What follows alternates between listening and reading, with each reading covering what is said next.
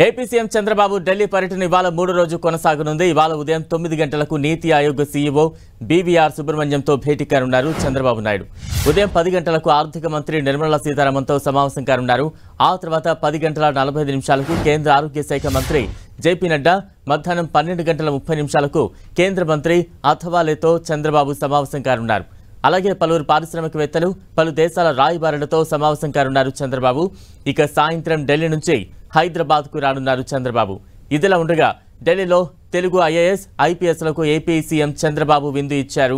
అశోక హోటల్లో తెలుగు ఐఏఎస్, ఐపీఎస్లకు విందు ఇచ్చిన చంద్రబాబు ఏపీ అభివృద్ధికి సహకరించాలని వారిని చంద్రబాబు కోరారు.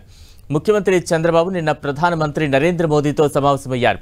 ఈ నెల చివరి వారంలో కేంద్ర ప్రభుత్వం పూర్తిస్థాయి బడ్జెట్ ప్రవేశపెట్టనున్న వేళ రాష్ట్ర అవసరాలను ప్రధానమంత్రి దృష్టికి తీసుకెళ్లారు. రాష్ట్రానికి ఆర్థిక సాయం, రాష్ట్ర పునర్నిర్మాణానికి అవసరమైన సహకారంపై చర్చించారు. అలాగే మౌలిక వస్తువుల కల్పన, అమరావతి నిర్మాణం, పోలవరం పూర్తి చేయడానికి తోడ్పాటు అందించాలని కోరారు. ప్రధానితో సమావేశానికి ముందు 6 కేబినెట్ మంత్రులతో చంద్రబాబు సమావేశమయ్యారు. మంత్రులను కలిసి వినతులు సమర్పించారు. కేంద్ర మంత్రులు కె రామ్మోహన్ నాయుడు, పెమ్మసాని చంద్రశేఖర్, శ్రీనివాస వర్మ, రాష్ట్ర మంత్రులు పయ్యావుల కేశవ్, బీసీ జనార్దన్ రెడ్డితో పాటు పలువురు ఎంపీలు చంద్రబాబు వెంట ఉన్నారు.